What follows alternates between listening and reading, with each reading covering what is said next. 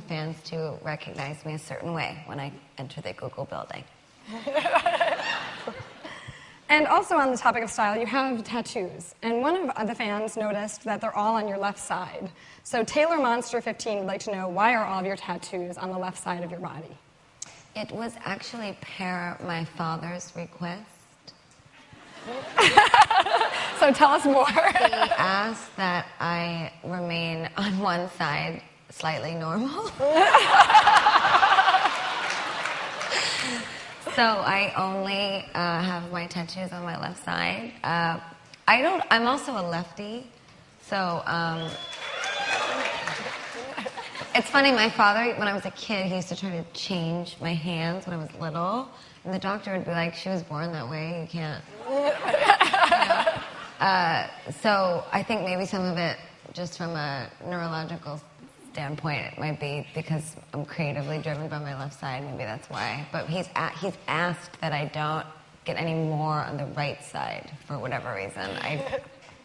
I think he sees this as my like Marilyn Monroe side, and this is my Iggy Pop side. So beyond your style in clothes and tattoos, you also show tremendous style in your videos. And the Strooby-Doo would like to know, how do you come up with your video ideas? Every time I watch them, I'm stunned by the creativity and meaning. I love you, Lady Gaga. Strooby-Doo, you're a little monster. Strooby-Doo? Strooby-Doo. Strooby-Doo. It's good old faithful. I'm a creative person, and I just always, at some point, the idea comes to me, and the most important thing, I think, with creativity is that you honor your creativity and that you don't ever ignore it or go against what that creative image is telling you because of what society is projecting on you. I remember when I called Troy Carter, my manager from Amsterdam, and I was like, I want to be on a government-owned alien territory in space, and I want to be giving birth to my own head. I was about to ask about the kaleidoscope. And he was sort of, and I guess, you hear the... And he's like, why? And I said, because I see myself and my fans, and I feel that they give birth to me, and I give birth to them, and the eggs symbolize the race of the future, which bears no prejudice. So, I have my own... And I'm like, then I'm showing him Francis Bacon photos, which is like all this bleeding imagery, and he's like, I don't get it, We worked with Nick Knight on that video. If you think I'm bad, Nick Knight is, woo, he is so smart. I'm just like, Nick, I love you, but I don't understand what you're saying. I just really always, like just the other night, last night actually, I was laying in bed and I had this idea for an outfit, and I just made myself get up and I sketched it real fast, and then I went back to sleep. I think it's when you say, oh, I'm too tired, let me just go to bed. That's when the creativity stops coming. It's when you, if God calls you, pick up the damn phone. Hello?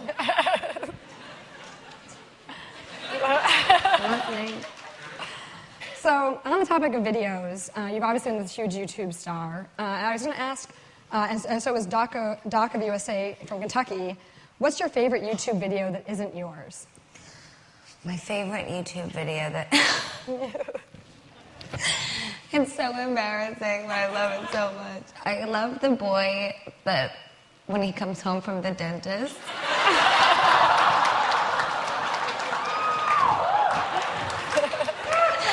I can't, because I always say, whenever I'm really tired before I do the show, I always go, is this real life? Because I'll have been up for like 30 hours straight doing interviews, and then I'll hear the, and the show starts, and I just go, is this real life? And everybody goes, it is. You have to go on stage. I love that video. That poor boy. There's also so many fan remixes and remakes of your songs on YouTube. I was wondering if you have a favorite there. I know there's Maria, the young girl, who I think really embodies a lot of what is interesting about technology. Maria is just so special, and she's like 10 years old, But even 10-year-olds today know how to work a webcam and upload a YouTube video, you know? And I think that is why this, for myself, my campaign and with my album has been so successful, is because I, too, am a child of the .com era. You know, my father ran an internet company when I was really young, so I was listening to lots of technology talk jargon over the dinner table, not understanding until much later what it all meant. But she's beautiful. She's very young, and she has a voice in the world. And she latched on to a song that was very risky for me to put out so soon in my career. But if I could just touch maybe 10-year-olds in the world in every single continent, maybe I could make a difference. Do we have the Maria video? I think it would be good for people to see it. I think we might have it queued.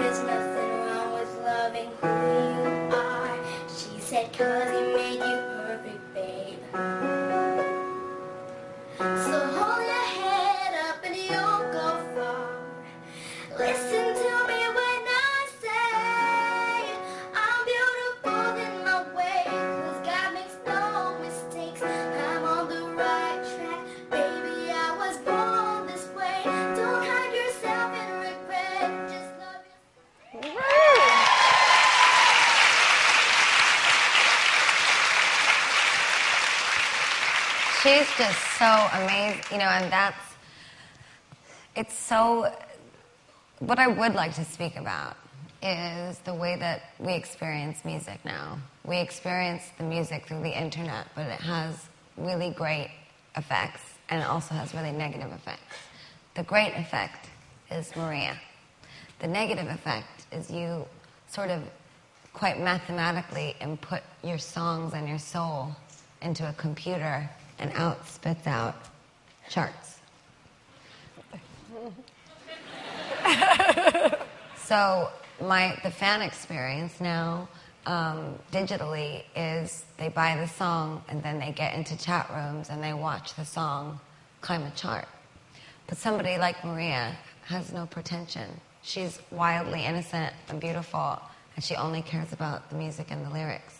So what I'm working on doing now is creating a fan experience with the release of Born This Way that takes them a bit away from the computer in terms of the actual purchase of the song.